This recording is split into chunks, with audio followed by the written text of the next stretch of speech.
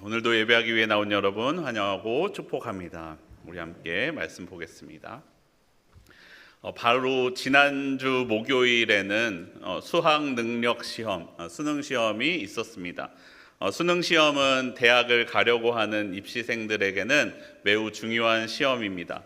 대학 진학에 있어서 결정적인 역할을 하죠.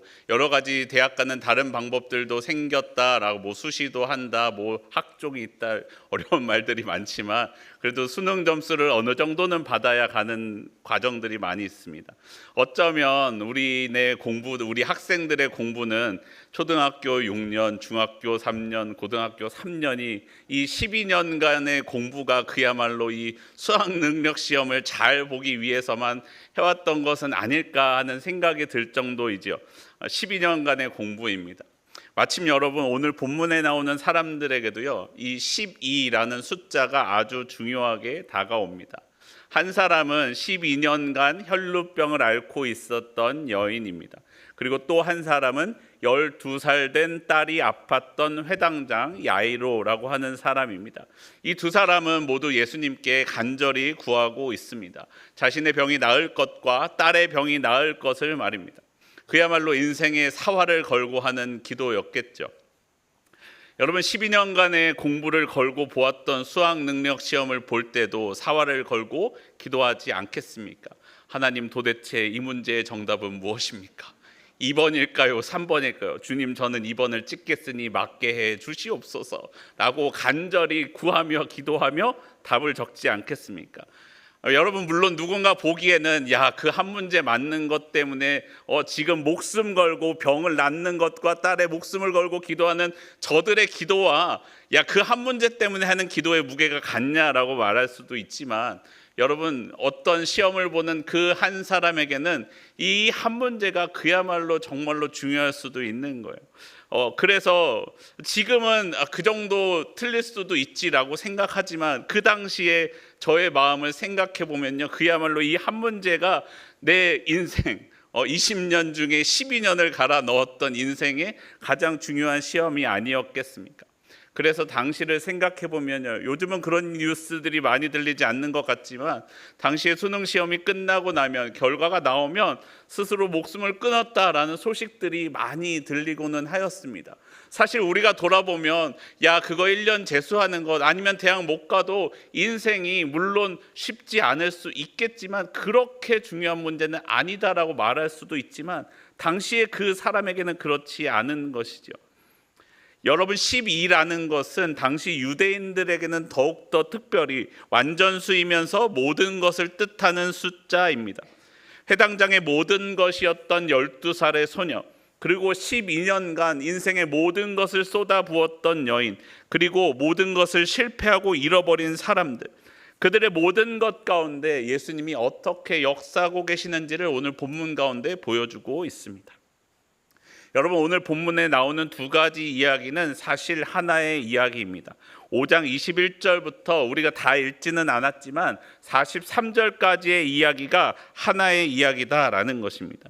이 하나의 이야기 속에 다른 이야기가 들어가 있는 것, 우리의 문학적인 표현으로는 액자식 구성이고 영문학적인 표현을 빌리자면 샌드위치식 구성, 창문, 우리는 이렇게 틀 안에 다른 이야기가 들어가 있는 것이고, 영문학은 두 큰 이야기 안에 다른 이야기가 들어가 있는, 같은 내용을 다른 표현으로 부릅니다.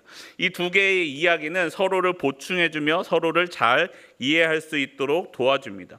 예수님은 이 두 사람들 가운데 어떻게 역사하고 계실까요? 죄송합니다. 오늘 눈이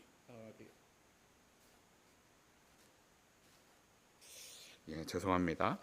예수님은 앞선 본문에서, 오늘 본문의 앞에 있는 본문에서 거라사인의 땅에서 귀신 들린 한 사람, 그 한 사람을 치료하신 예수님이 다시 돌아오셨습니다. 그 땅의 사람들은 돼지 2,000마리를 잃게 한 예수님에게 예수님 떠나가 주십시오, 우리는 당신을 감당하지 못하겠습니다 라고 이야기합니다. 왜요? 재물이 중요했으니까요. 그런데 오늘 본문을 보시면요, 그 소중했던 재물이 아무런 소용이 없음을 보여줍니다.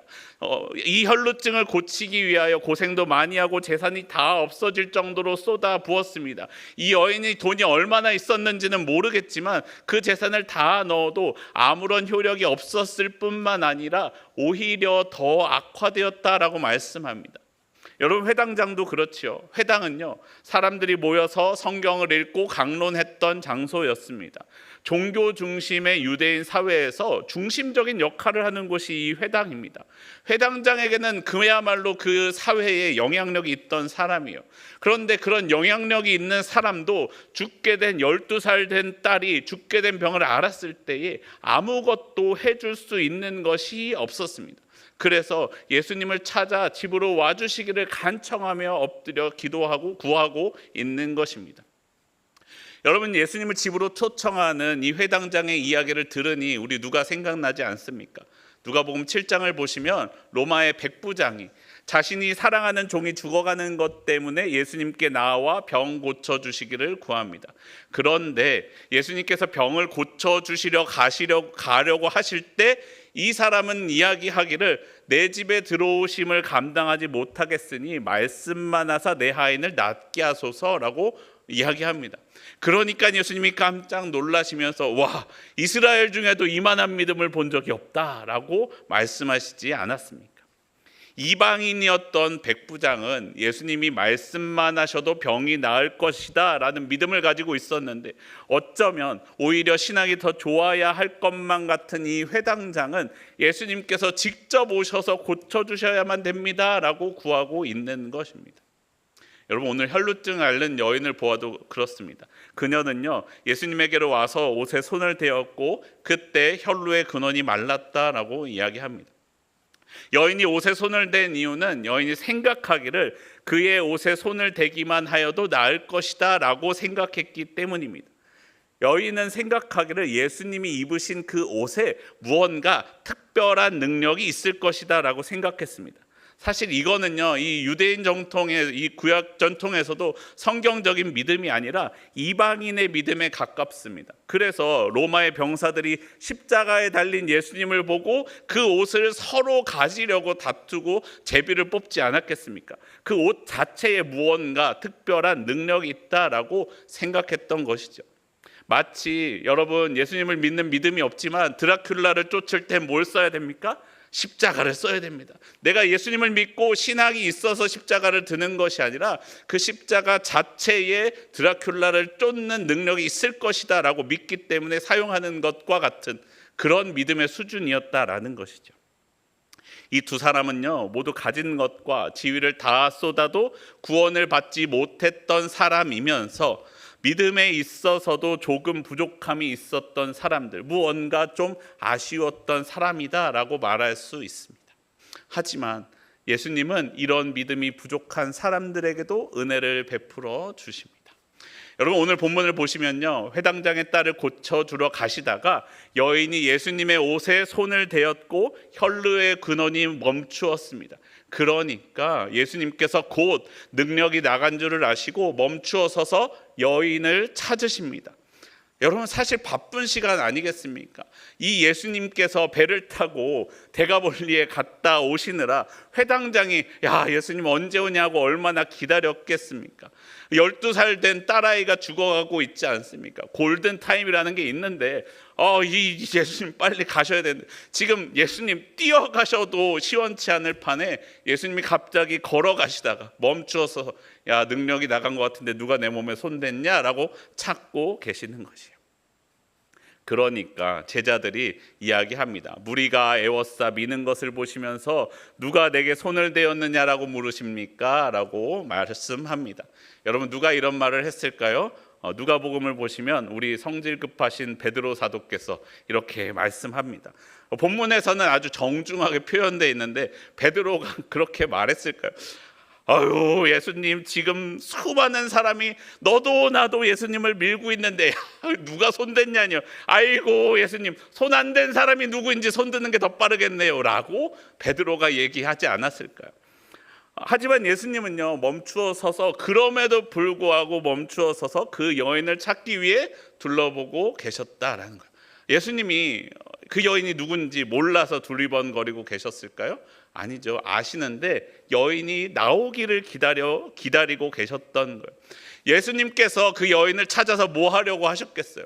내가 너 병 고쳐줬으니 치료비를 내놔라 라고 하시겠어요? 그럴 리는 없지 않습니까? 아니면 여인을 보이시면서 얘 병 나은 거 봤지? 나에게 병 고치는 능력이 있다 라고 자랑하려고 하셨을까요? 그것도 아니었겠죠. 예수님이 멈추어 서셨습니다. 그리고 여인을 찾으셨습니다. 예수님이 멈추어 서셨다면 분명히 멈추신 이유가 있었을 것이다 라는 것이. 예수님이 고침을 받은 여인을 보내시며 말씀하시는 것을 우리는 주목해 보아야 합니다. 오늘 본문 5장 34절 말씀 우리 함께 한 목소리로 다시 읽어보겠습니다. 시작. 예수께서 이르시되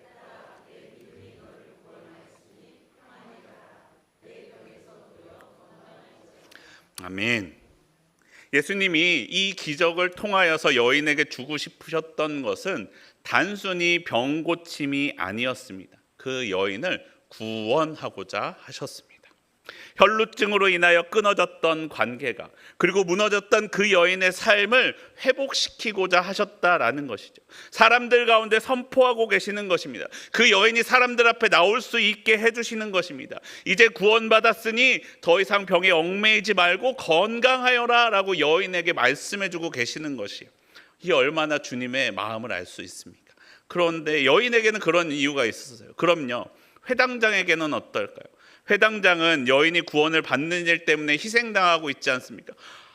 빨리 가야 되는데. 여인이 이것을 이야기할 때 뭐부터 시작하겠어요? 내가 12년 전에 혈루증을 앓기 시작했을 때 하면서 그 인생이 쭉 나오지 않았겠습니까?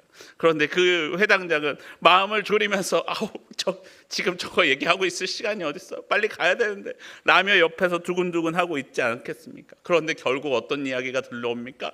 아이가 죽었다라는 소식마저 듣게 됩니다. 그럼 예수님은 여인은 사랑하시고 이 회당장은 사랑하지 않으셨던 것일까요?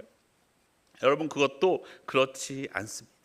회당장에게는 그만한 믿음이 없었기에 어쩌면 이 딸이 고침을 받는 은혜를 누리지 못했을지도 모릅니다.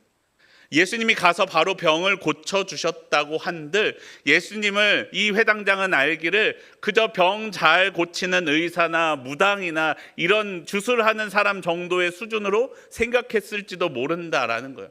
그런데 이 딸이 그냥 아픈 것도 아니고 이미 죽었다라는 상황이에요. 선생님과 함께 오셔도 소용이 없게 되었다라고 이야기합니다. 어떤 의사도 손 쓸 수 없는 상태가 되었습니다. 여러분, 예수님에게는요, 이 딸의 병이 낫는 것보다 더 중요한 문제가 있었어요. 뭐라고요? 구원이 더 중요한 문제였어요. 바로 회당장이, 그리고 회당장의 딸과 그 가족이 구원받는 것이 예수님에게는 더 중요했습니다. 그리고 그것을 위해서는 회당장의 믿음이 필요했습니다. 그래서 딸이 죽었다고 오시지 않아도 된다라고 하는 사람들의 말을 뒤로하고 회당장에게 예수님이 말씀하십니다. 마가복음 5장 36절 말씀 우리 함께 한 목소리로 읽겠습니다. 시작. 예수께서 그 하는 말을 곁에서 들으시고 회당장에게 이르시되 두려워하지 말고 믿기만 하라 하시고. 아멘. 두려워하지 말고 믿기만 하여라. 그리고 누가복음을 보시면 여기에 이렇게 덧붙입니다. 그리하면 딸이 구원을 받으리라. 여러분, 이것이 딸에게만 구원이겠습니까? 회당장에게도 구원이다라는 거예요.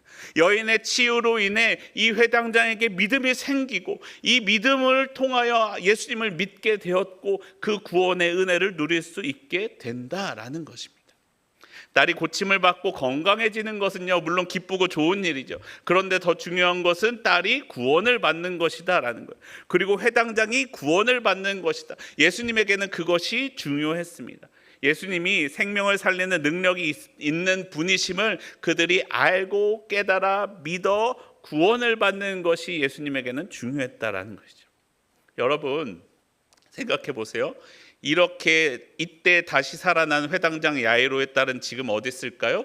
언젠간 죽었겠죠. 얼마나 살다가 어떻게 죽었는지는 우리가 모르겠지만 아마 살아있다면 지금까지도 2000살이 넘어가지고 나 2000년 전에 예수님께 고침을 받았던 사람인데 하면서 다녔겠지만 그런 분 없잖아요.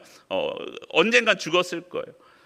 그 딸은 다시 살아났지만 분명히 언젠가는 다시 죽었을 것이다라는 거예요. 여러분, 오늘 본문 가운데 예수님의 고침을 받은 이 여인도 이제는 한번 고침 받았기 때문에 절대로 다음엔 다시는 어떤 병에도, 감기에도 걸리지 않고 살았을까요? 아마 그렇지 않았을 거예요. 또 병에 걸릴 수도 있고 또 아팠을 수도 있습니다. 그리고 그 병 고침을 받은 여인도 시간이 지나면 언젠가 또 죽게 되었을 거예요.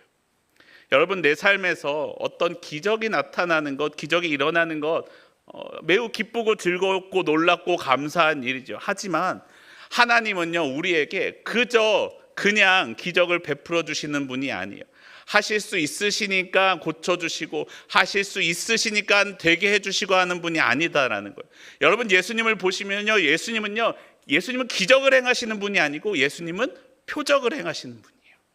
기적과 표적의 차이, 설교에서 여러 번 말씀드렸죠. 기적은 그냥 놀라운 일이 우리에게 일어나는 것이고, 표적은 무엇이냐면 목적과 이유를 가지고 특별한 일을 나타내는 것이 표적이에요. 예수님은 기적이 아니라 표적을 행하고 싶으셨다라는 것이에요. 혈루증을 앓던 여인은 모든 것을 쏟아 부어도 아무에게도 고침을 받지 못하다가 예수님을 만났습니다. 그저 고침을 받은 것뿐만 아니라 구원을 받았습니다. 회당장은 모든 사람이 아이가 죽었다고 했을 때 예수님을 만났습니다. 회당장의 딸은 예수님의 손을 붙들고 일어섰습니다. 회당장은 그저 딸을 고치는 분을 만나는 것이 아니라 죽은 자를 살리시는 구원자이신 메시아이신 예수님을 만났다라는 것이, 모두가 안 된다, 이제 가망이 없다라고 말하는 그 상황 가운데 하나님이 역사하십니다. 그리고 그들로 하여금 구원자이신 예수님을 만나게 해 주셨다라는 거예요. 사랑하는 성도 여러분, 내 삶에 기적이 일어나기를 바라십니까? 물론 삶에서 병이 낫고 안 풀리던 문제가 해결되는 것, 기도에서 이루어지는 것, 기쁘고 감사한 일이에요. 그런데 우리에게 더 중요한 것, 기적보다 중요한 것은 무엇입니까? 이 기적을 일으키는 분이 누구이신가? 이 기적이 가능하게 하는 분이 누구이신가를 아는 것이 우리에게 더 중요합니다.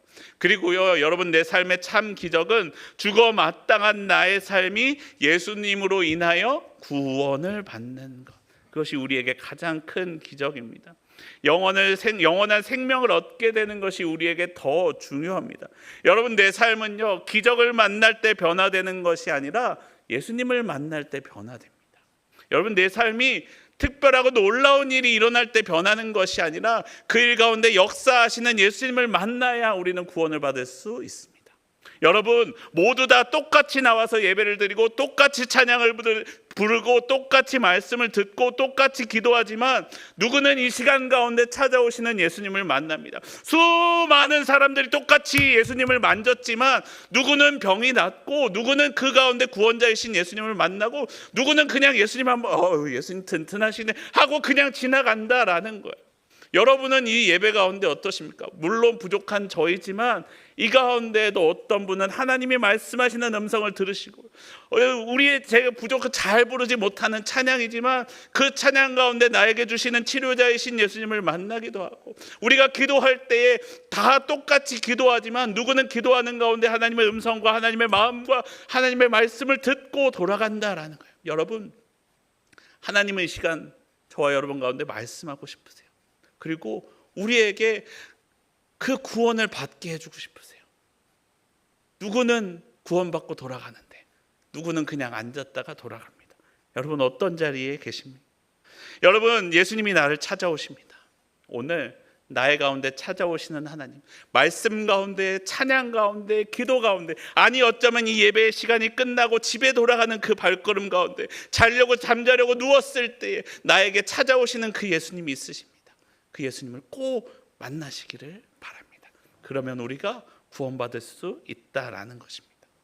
사실 여러분, 그렇다고 오늘 본문에 나오는 여인과 회당장의 믿음이 특별히 유별나게 좋았던 것은 아님을 우리는 보았습니다. 여인은 이방인의 믿음과 같은 믿음을 가지고 있었고, 회당장도 특별히 다를 것이 없는 믿음이 있었죠. 하지만 예수님은 그들을 내치지 않으셨고 그들에게 맞추어서 응답해 주시고 병을 고쳐 주십니다. 여러분, 내 삶에서도 하나님의 역사하심이 일어납니다. 어떻게 일어나느냐? 내 삶에 하나님의 역사가 어떻게 일어날 수 있을까요? 믿음으로 가능합니다. 하나님의 역사가 일어나는 통로는 바로 믿음입니다. 예수님을 믿는 믿음이, 하나님을 믿는 그 믿음이 나로 하여금 하나님의 역사에 동참하게 해 주십니다. 눈으로 보이지 않는 그 하나님이 믿음으로 나와 연결된다라는 것이죠. 어쩌면 나에게는 아주 작은 믿음밖에 없을지도 몰라요. 그리고 어떤 이는 크고 대단한 믿음을 가지고 있어서 온 인생을 바치는 믿음을 가진 사람도 있는데 나는 그렇게 하지 못할지도 모르죠. 하지만 여러분, 하나님은 나의 그 작고 연약한 믿음을 돌아봐 주십니다. 예수님이 멈추어 서서 돌아보셨던 것처럼, 그리고 나에게도 하나님의 그 은혜를 베풀어 주신다라는 것이에요. 여러분, 큰 집회에서 간증을 하며 다니는 사람들의 이야기를 들어보면요, 마음에 부담이 옵니다. 와, 난 저렇게는 못하겠는데. 그런 적 없으세요? 보면서 야, 저분은 참 믿음이 좋구나. 야, 나한테 저런 일이 오면 어떡하지? 나는 저렇게 못하겠는데? 라면서 절망했던 적 없으신가요? 정말 어려운 상황 가운데에서도 그분들은 믿음으로 그 시간과 고난을 극복하신 것들을 고백하는 이야기를 들을 때가 있습니다. 반대로 저는 그럴 때면 이런 생각이 들어요. 와, 주님이 저에게도 그런 고민을 주시면 어떡하지? 그런 고난을 주시면 나는 어떡하지? 그러나 여러분, 괜찮아요. 하나님은 준비되지 않은 사람에게 갑자기 큰 일을 맡기시지 않으십니다.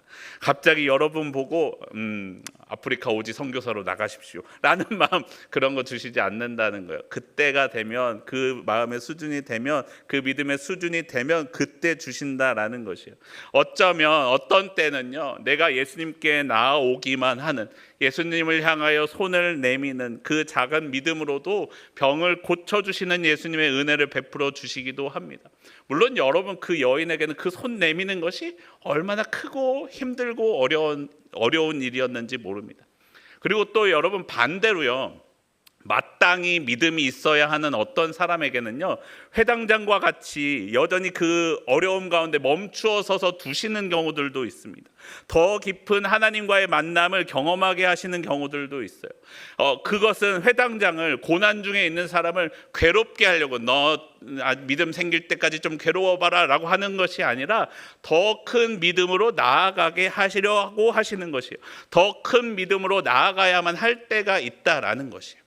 여러분, 예전에 집에서 강아지를 키우는 한 사람이 이렇게 집에서 강아지를 보고 있는데, 강아지는 화장실 그 배변판에 가서 배변만, 그 화장실만 잘 써도 가족들이 잘했어라고 강아지를 칭찬해 주더래요. 그게 너무 부럽더라는 거예요. 나는 힘들고 했어서 공부하고 해도 잘 안 되니까 부모님에게 칭찬받을 일이 별로 없는데, 야, 강아지는 화장실만 잘 가도 칭찬받는구나 라고 이야기를 했대요. 그러니까 어떻게 가족들이 그래, 너도 칭찬해 줄게 라며 그 사람이 화장실 갈 때 잘했어 라고 칭찬해 주기 시작했대요. 그러니까 어떻게 해요? 버틸 수 있어요, 없어요? 도저히 부끄러워서 버틸 수가 없었다라는 거죠. 여러분, 우리가 믿음이 수준이 어떤 때는, 우리가 부족하고 연약할 때는 그저 손만 내밀어도 될 때도 있습니다. 그런데 우리의 믿음의 수준이 더 나아가야 할 때가 있다는 거예요. 그것을 하나님이 훈련시킬 때가 있으십니다. 아이에게는 아이의 수준의 것을 요구하시고 그에 맞는 성취를 칭찬하시면서, 성인에게는 성인의 수준에 맞추어 필요하고 해야만 하는 것들이 있습니다. 그리고 여러분, 우리의 믿음도 그렇죠. 그러면 우리는 어떻게 해야 됩니까? 내 믿음을 가늠하고 재는 것이 아니라 주님을 바라보며 나아가는 것이에요. 그리고 내가 할 수 있는 만큼, 주님, 이것도 너무 힘든데 내가 그럼에도 불구하고 이렇게 주님께 나아갑니다 라고 고백하는 것이에요. 그러면 우리의 치유자 되시는 예수님을 나도 만날 수 있다라는 것이에요. 예수님이시기 때문에 나의 그 작은 믿음에도 불구하고 나를 찾아오셔서 내 삶의 구원을 베풀어 주신다라는 것입니다. 여러분, 그 구원의 주님을 만나시기를 원합니다. 여러분의 믿음의 수준에 맞는 헌신과 그 나아가는 손 내밀미 우리 가운데 있기를 바랍니다. 그러면 여러분, 구원받는 삶이란 어떤 삶일까요? 구원받는 삶이란 하나님의 길을 향하여 멈추지 아니하고 나아가는 것, 그것이 구원이라고 저는 생각합니다. 예수님을 닮기를 멈추지 아니하고 나아가고 또 나아가는 것이에요. 혈루병을 앓으며 사람들로부터 격리되어 격리되어서 살아야만 했던 여인은 예수님을 만나 구원을 받았습니다. 예수님은 구원을 베푸시고는 이 여인에게 병에서 놓여 건강하게 살라라고 말씀하시지 않았습니까? 여인은 나의 부정함에도 불구하고 믿음으로 치유자가 되시는 예수님을 만났습니다. 작은 믿음이었지만 믿음으로 예수님께 나아갔기 때문에 구원을 받을 수 있었죠. 회당장 야이로의 딸이 죽었다는 소식을 들었던 아버지의 마음이 괴로울 그때에 예수님은 그에게 두려워하지 말고 믿기만 하라라고 말씀하십니다. 그러면 구원을 받으리라라고 말씀하셨습니다. 그리고 회당장은 예수님과 함께 아이에게로 들어갔습니다. 그 아이에게 달리다 쿰 하고 말씀하십니다. 소녀야 일어나라 라고 말씀하십니다. 여기에서 사용된 일어나다라는 뜻의 쿰, 달리다 쿰의 그 쿰은 일어나는 동작만, 일어나는 행동만 의미하는 것이 아니라 일어난 것을 통하여 서 있는 결과까지 내포하고 있는 단어입니다. 여러분, 구원은요,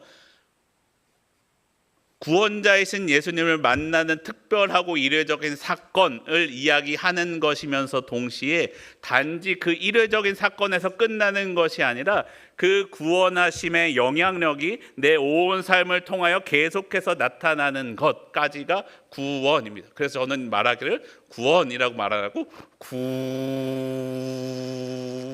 구원을 살아가는 것이 우리의 삶이다라는 것이. 예수님은요, 내 삶에 거듭해서 역사하십니다. 여러분, 내가 예수님을 만나서 병고침을 받고 치유함을 받고 역사함이 일어났다고 한들 시간이 지나면 또 병에 걸릴지도 몰라요. 또 삶에 문제가 생길지도 몰라요. 또 절망적인 일을 만날지도 모릅니다. 하지만 지금 내 삶이 어떠한 상황 가운데 있을지라도 예수님께 나아오라. 구원자이신 예수님께로 나아가면, 예수님을 만나면 예수님께서 내 손을 잡고 일으켜 주시면 반드시 일어난다라는 것을 믿는 것이죠. 잠깐 일어나고 마는 것이 아니라 일어서서 걷고 뛰며 찬양하게 될 것을 말씀하시는 것입니다. 더 이상 이 병에 매여 살지 아니하고 병에서 놓여 건강하게 살게 될 것입니다. 지금은 내 병이 내 몸을 잡고 있을지라도 하나님께서 지금은 내 병을 아직 고쳐주시지 않을 때에도 나는 예수님께서 역사하시는 것을 기대하며 기다리며 기도할 수 있는 것이죠. 또 문제가 생기면 또다시 구원자이신 예수님 앞으로 나아가는 것, 그 나아가는 것을 멈추지 않는 것이 우리의 구원입니다.